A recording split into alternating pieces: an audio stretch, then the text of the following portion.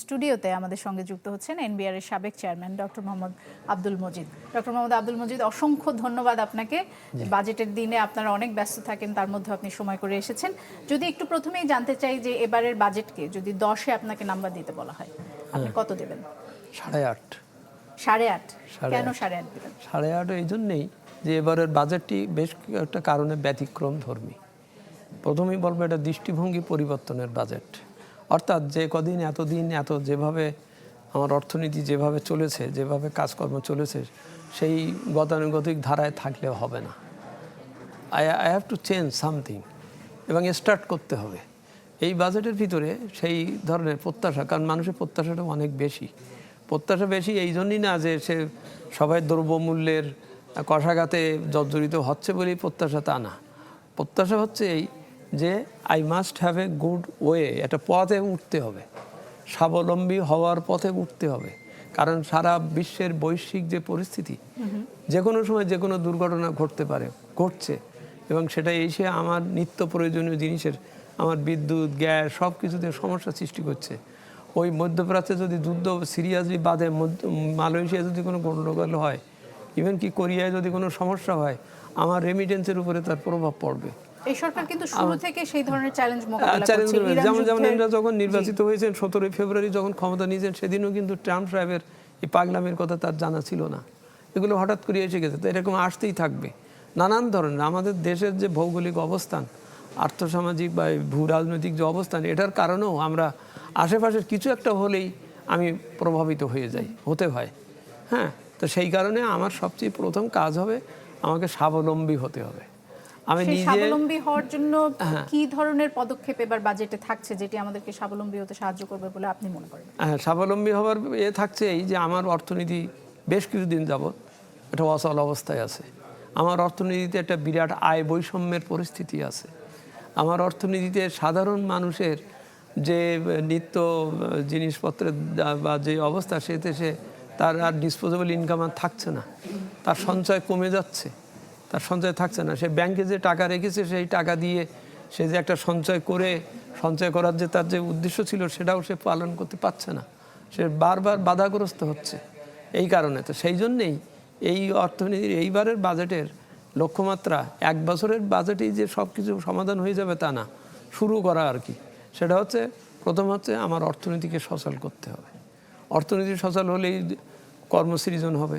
কর্মসৃজন হলে ওই মানুষ, আমি যদি তাকে দক্ষ মানুষ হিসেবে তৈরি করতে পারি, তাহলে আমার এখানেও যেমন কাজ করতে পারবে, তেমনি বিদেশে পাঠিয়ে আমি 3 গুণ 4 গুণ রেমিটেন্স পাবো। আমি ওই অদক্ষ লোক পাঠিয়ে তারপরে এই নানান ধরনের সমস্যায়। ডক্টর মজিদ, আপনি বলছিলেন যে অর্থনীতিকে সচল করতে হবে, এবং বিশেষজ্ঞরা এই কথাটি আসলে অনেক বেশি ব্যবহার করেন, আমরা শুনি সব সময়। অর্থনীতিকে সচল করতে হবে মানে কি? অর্থনীতিকে এতদিন অচল ছিল? অবশ্যই আছে অচল। আমি তো বললাম, উদাহরণই তো দিলাম, ব্যাংকে টাকা রাখছি, সে টাকা নাই, আমি কোনো কাজ করতে পারছি না, আমার বেসরকারি খাতে কোনো বিনিয়োগ নাই, বলতে গেলে কিছুই হচ্ছে না। তারপরে দেখা যাচ্ছে যে আমার ব্যাংকের টাকা সব অন্যদিকে চলে গেছে।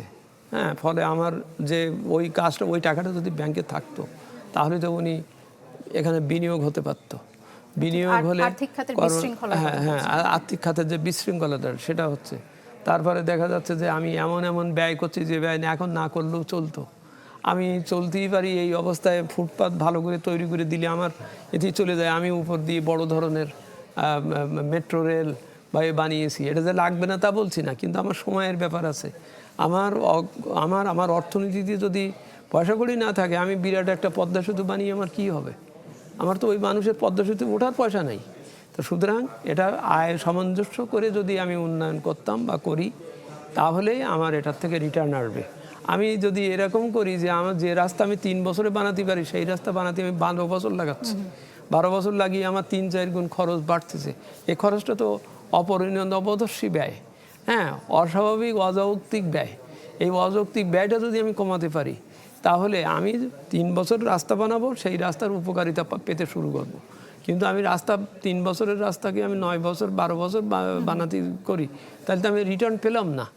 আমার অর্থনীতিতে এখন এই ব্যয় করতে হবে, যার থেকে যেন আমার গুডস অ্যান্ড সার্ভিস প্রডিউস হয় এবং আমি ওখান থেকে রিটার্ন পাই। আমি শিক্ষায় প্রচুর টাকা দিলাম টিচারকে, সব কিছু, সে পড়াচ্ছে না, সে জ্ঞান মানসম্মত শিক্ষা দিচ্ছে না, না দেওয়াতে ওই ছেলে আমার পরে এসে পরীক্ষায় টিকতেছে না, কোনো জায়গায় চাকরি পাচ্ছে না, কোনো কিছু বুঝতে পারছে না, বেকারত্ব বেড়ে যাচ্ছে। কিন্তু ও যদি ঠিকই পড়াতেন, উনি ঠিক মতন পড়াতেন, দক্ষ করে দিতেন, সেইভাবে যদি গড়ে উঠতেন, তাহলে আজকে আমার এখান থেকে একটা সঞ্চয় আসতো, আমার একটা উপকারিতা আসতো। সেটা আসতেছে না। আমার জনগণ সে অসুখ হচ্ছে, সে অসুখের চিকিৎসার জন্য আমি হাসপাতালকে বাজেট দিচ্ছি, ডাক্তারকে বেতন দিচ্ছি, অথচ সেই ডাক্তার সেই জিনিস তাকে বলছে ক্লিনিকে যাও, মানে তার একটা আলাদা একটা খরচের পথ। আমার এখানে সব টেস্টিং সব কিছু টেস্ট করার সিস্টেম আছে, তা সত্ত্বেও বলে দিচ্ছে না, তুমি পপুলারের থেকে এই বিরাট একটা লিস্ট দিয়ে দিলাম, দিয়ে ওখান থেকে নিয়ে আসো। এই বাজেটের পর কি সেই পরিস্থিতির কোনো বদল হবে বলে আপনি মনে করেন? সেটাই বলা হয়েছে, যেমন শিক্ষাতে এবং স্বাস্থ্য খাতে যে বরাদ্দ দেওয়া হবে সেটার উপরে যথেষ্ট সিরিয়াসলি মনিটর করা হবে আচ্ছা, যে এটা কাজে লাগছে কিনা। জি। আমি আবার বলছি, গুডস অ্যান্ড সার্ভিস প্রডিউস না করি যদি আমি টাকা ব্যয় করি, এটা তো অপব্যয়, তো অবস্থায় তো বটেই। এটার আর একটা হচ্ছে যে ওই কিছু লোক ওই টাকাটা মেরে দিয়ে আমার অর্থনীতিতে বৈষম্য সৃষ্টি করছে। জি। এবার যদি রাজস্ব লক্ষ্যমাত্রায় আসে, আপনি বলছিলেন যে সরকারের আয় এবং ব্যয়, আয় বাড়াতে হবে, ব্যয় কমাতে হবে। রাজস্বর যে লক্ষ্যমাত্রা ধরা হয়েছে সরকারের 6,95,000 কোটি টাকা, সেটি অনেকে বলছেন যে এটি খুবই উচ্চাকাঙ্ক্ষী একটা লক্ষ্যমাত্রা। 6,95,000 কি পুরোটার না এনবিআর এর? না, পুরোটা। পুরোটার, হ্যাঁ, এটা হ্যাঁ, ওই কথাটা দরকার, ইম্পর্টেন্ট। 6,95,000 অ্যাম্বিশাস তো বটেই মনে হবে। এর কারণটা হচ্ছে কি, এটা it is a simple math. আমার 9,38,00,000 যদি হয়, 9,38,000 কোটি টাকা যদি হয় আমার ব্যয়ের বাজেট, ওখান থেকে মিনিমাম 5% সাধারণত এনবিআর এর এই আইএমএফ এর একটা ক্যাপ আছে যে আপনি 5% পর্যন্ত আপনি গ্যাপ করে বাকিটা আপনার রাজস্ব নিজের আয় করতে হবে, নিজের আয় করতে হবে। তাই নিজের আয় মানে রাজস্ব আর কি। সেখানে দেখা যাচ্ছে ওই যে 6,95,000 যেটা বলা হলো, ওর ভিতরে 75%-এর মতন হচ্ছে এনবিআর এর, আর বাকিটা 25% কম বেশি এটা হচ্ছে নন এনবিআর, নন ট্যাক্স রেভিনিউ। এগুলোর এতদিন যাবত এই নন এনবিআর, নন ট্যাক্স রেভিনিউর দিকে মনে তাকানোই হয় না, সবাই ওই এনবিআরকেই বলে আপনি পারতেছেন না। কিন্তু ওখানে যে এখানে আরও বেশি অ্যাক্টিভিটিস আছে, সেখান থেকে যে আমার রেভিনিউ আর্নিংয়ের ব্যাপার আছে, ট্যাক্স না কিন্তু অন্য রেভিনিউ আর্নিংয়ের ব্যাপার আছে, এটাও তো আমার অর্থনীতিতে যুক্ত হবে। সেই জন্য আমার সেই বড় বড় সেক্টর কর্পোরেশন, বড় বড় কোম্পানি, এত বড় রেলওয়ে, আরও টিএনডি, এমনকি বিপিসি, পেট্রোলিয়াম কর্পোরেশন ইত্যাদি ইত্যাদি, তার তো আয় করার কথা, আয় করছে আমি দেখতে পাচ্ছি, কিন্তু সে আয় সরকারের কাছে আসতেছে না। আপনি এবার বাজেটে নিশ্চয়ই এখানে আমরা আসলে অ্যানালাইসিস করব, এখানে দেখা যাবে যে এই নন ট্যাক্স রেভিনিউ বা নন এনবিআর রেভিনিউ থেকে বাজেট কত দেওয়া হয়, কত তারা করে। গত কয়েক বছর যাবত আমরা লক্ষ্য করেছি ওর বাজেট বরং কমানো হয়। হ্যাঁ, গত বছর 19 কোটি থাকে, তাহলে এবার 17 দিলাম। This is absurdly nonsense. কারণ কথা হচ্ছে যে ওকে তো ওর তো কাজ করতে, ওই জন্যই তো আমি বিনিয়োগ করেছি, ওখানে রেলওয়েতে বিনিয়োগ করেছি, আমি বিমানে বিনিয়োগ করেছি, আমি সেক্টরে পেট্রোলিয়ামে আমি প্রচুর ভর্তুকি দিয়ে সেখানে বিনিয়োগ করেছি। সবাই সবসময় জানে সে অনেক সময় লাভও করতেছে, কিন্তু সেই লাভের টাকাটা সরকারি খাতে আসতেছে না। হ্যাঁ, ইভেন আপনার এই যে পেট্রোলিয়াম বা বিদ্যুৎ, সবাই ওই এনবিআর এর পক্ষে কিন্তু ট্যাক্স নেয়। আপনি বিদ্যুৎ বিলে দেখবেন, একটা বিদ্যুৎ ওই যে কর আছে, সেই করের টাকাটা সে নিজে নিয়ে রেখে দিচ্ছে, সে দিচ্ছে না। অর্থাৎ এখানে সুশাসন নাই। আমি বলছি এই 25%-এর উপরে, হ্যাঁ, নন ট্যাক্স রেভিনিউ, নন এনবিআর রেভিনিউ, এখানে একটা নজর দিতে হবে। এক, দ্বিতীয় হচ্ছে নাও এনবিআর এর মৌল এবং সিংহভাগ দায়িত্ব এনবিআর এর। সে এখন 75% যেটা নেওয়ার কথা সেইটা করতে পারছে না কেন? এখন আমাদের ভিতরে একটা ধারণা হয়ে গেছে ও তো পারে না, তা ওরে কেন টার্গেট দিচ্ছেন, ও তো পারে না, তো পারে না। এতে এইটা বলা মানে হচ্ছে ওর অপারগতাকে স্বীকার করে নেওয়া। এখানে একটা পুশ ফ্যাক্টর জড়িত।